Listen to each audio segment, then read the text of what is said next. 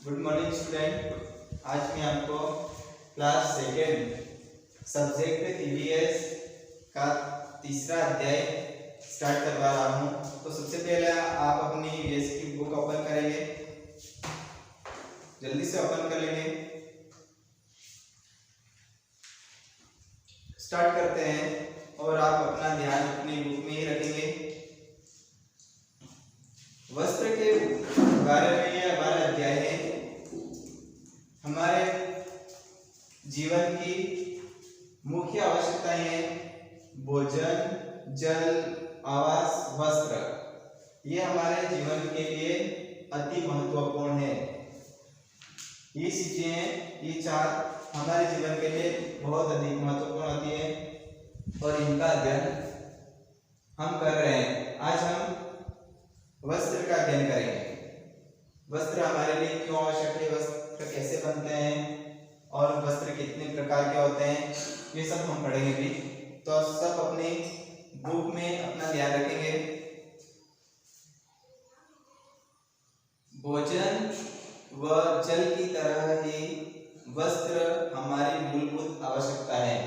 क्या बोला गया है? भोजन, जल और आवास, इनकी तरह ही वस्त्र भी हमारी मूलभूत आवश्यकता है।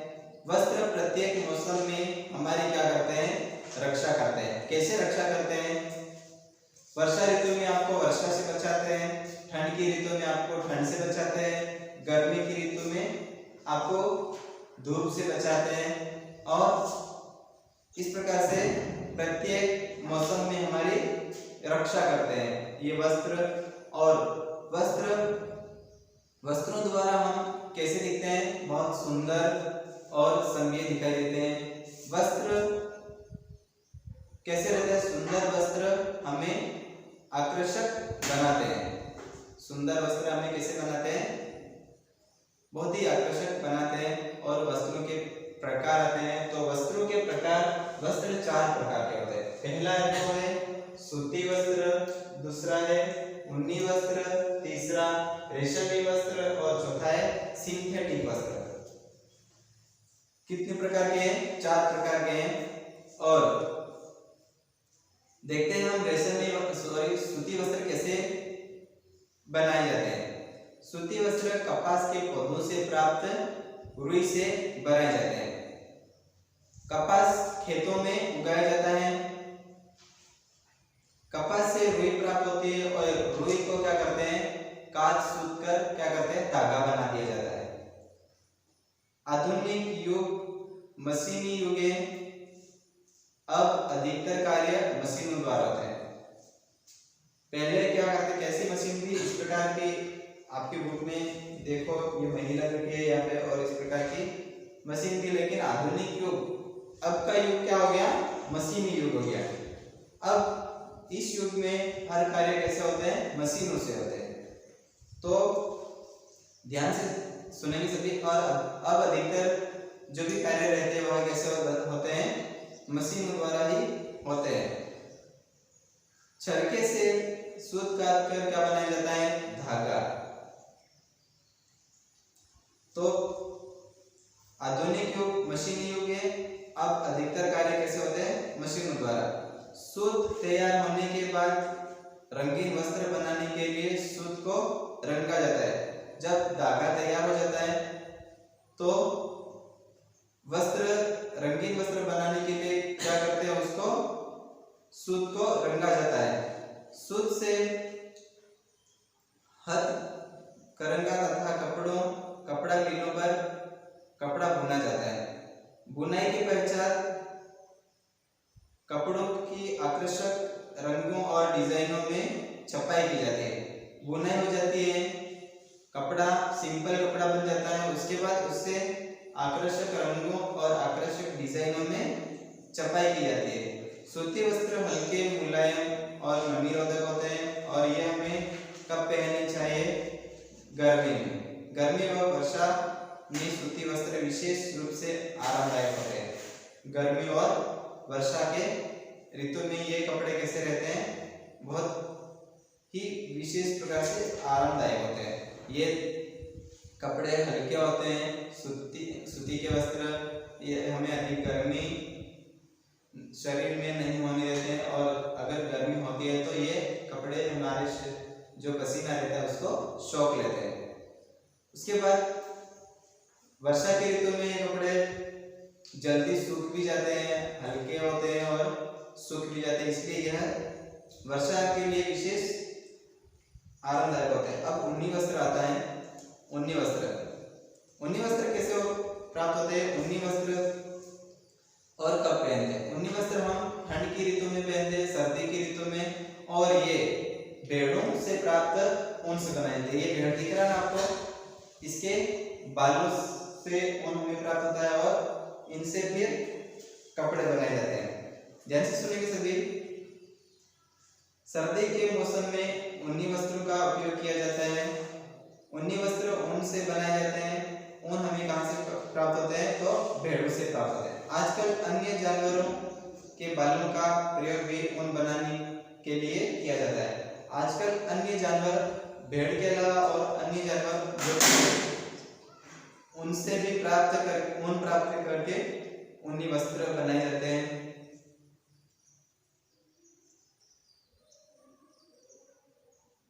बालों की मशीन द्वारा धुनाई की जाती है। इसके बाद काट कर धागा बनाया जाता है। धागे से फिर स्वेटर, कंबल आदि वस्त्र बनाए जाते हैं। आजकल ऊनी वस्त्रों की भांति समूह, चमड़ा, फर आदि वस्त्रों का भी प्रयोग या अधिक उपयोग हो रहा है। पेज पलटेंगे। ऐसे वस्त्रों के लिए खरगोश तथा लोमड़ी आदि की खालों का प्रयोग किया जाता है। आजकल चमड़े, समूर और फर आदि के वस्त्र बनाए जाते हैं। और ये वस्त्र कहाँ से ये सब लाते हैं? ये वस्त्र कहाँ से लाते हैं? तो खरगोश और लोमड़ी से ये प्राप्त होते हैं। ये वस्त्र बहुत गर्म और सुंदर होते हैं। ऐसे वस्त्र केवल सर्दी के मौसम में ही पहने जाते हैं। ऐसे वस्त्र कब पहने जाते हैं? सर्दी के मौसम में, यानी ठंड के मौसम में ही पहने जाते हैं। अब नेक्स्ट आता है रेशमी वस्त्र। तो रेशमी वस्त्र कहाँ से प्राप्त होता है हमें? रेशम और रेशमी वस्त्र कैसे बनाए जाते हैं? आजकल विवाह उत्सव तथा अन्य शादी पार्टियों इत्यादि में हम कैसे वस्त्र पहनते हैं?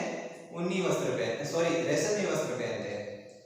रेशमी वस्त्र पहनकर हम कैसे दिखते हैं? बहुत ही आकर्षक और सुंदर दिखाई देते हैं। रेशमी कीड़ों से प्राप्त रेशे से बनाए जाते हैं। रेशम के कीड़े से प्राप्त होता है, और रेशम के कीड़े शहतूत के पत्तों पर पाले जाते हैं। ये इस प्रकार से ये पौधा है, इसके ऊपर रेशम के कीड़े पाले जाते हैं, और ये फिर क्या करते हैं? ये कीड़े पत्तों को खाकर उसके चारों ओर एक जाल सा बना देते हैं। ये कीड़े क्या करते हैं? उन पत्तों को खाकर और उनके चारों ओर एक जाल सा बूंद बना लेते हैं। यह जाल ही रेशम होता है।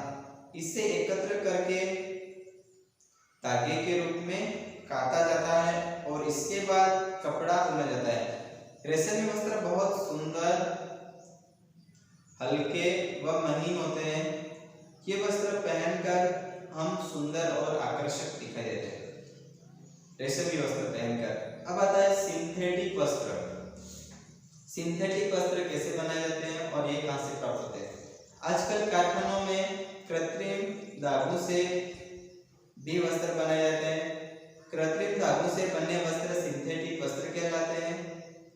इन वस्त्रों के लिए बड़े बड़े कारखानों में विभिन्न प्रकार के रसायन तैयार किए जाते हैं।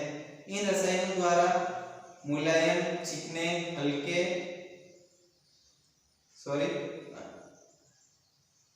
इन रसायनों द्वारा सिंथेटिक वस्त्र मशीनों से बनाया जाता है। सिंथेटिक वस्त्र मुलायम, चिकने, हल्के होते हैं, लेकिन यह नमी रोधक नहीं पॉलिस्टर आदि ऐसे भी प्रचलित सिंथेटिक वस्त्र के बने वस्त्र है। अब नीचे देखेंगे हम विभिन्न वस्त्रों में विभिन्न प्रकार के हम विभिन्न मौसमों में विभिन्न प्रकार के वस्त्र पहनते हैं। तो गर्मियों में सूती वस्त्र पहनते हैं। सूती वस्त्र हल्के होते हैं और ये वस्त्र हमारे शरीर को ठंडा रखते हैं। इनको घर पर आसानी से धोकर साफ किया जा सकता है। कौन से वस्त्र? सूती वस्त्र। अब देखेंगे ऊनी वस्त्र। सर्दियों में हम ऊनी वस्त्र पहनते हैं। ऊनी वस्त्र हमारे शरीर को गर्म रखते हैं। ये वस्त्र अन्य वस्त्रों से मोटे होते हैं और इसकी धुलाई प्राय लोग बाजार में करवाते हैं। जो बाजार के लोग हैं वही बाजार में करवाते हैं और कोई जो लोग रहते हैं अपने पैसे बचाना चाहते हैं, इस प्रकार के लोग सेल पे ही इसकी धुलाई करते हैं। और देखेंगे नीचे हम वर्षा में बरसाती पहनते हैं। हम वर्षा में बरसाती पहनते हैं, छाता भी ओढ़ते हैं जो हमें वर्षा से बचाते हैं और हमारे शरीर को सूखा रखते हैं। बरसाती वस्त्र पहनते हैं तो हमारा शरीर और कपड़े अंदर से कैसे रहते हैं? सूखे ही रहते हैं। विशेष कार्य करने वाले कुछ लोग जैसे टीचर, डॉक्टर, नर्स, सिपाही, डाकिया, ये सब उनके लिए जो निर्धारित चुनी हुई ड्रेस रहती है वही पहनते हैं। कुछ विशेष प्रकार के वस्त्र पहनते हैं।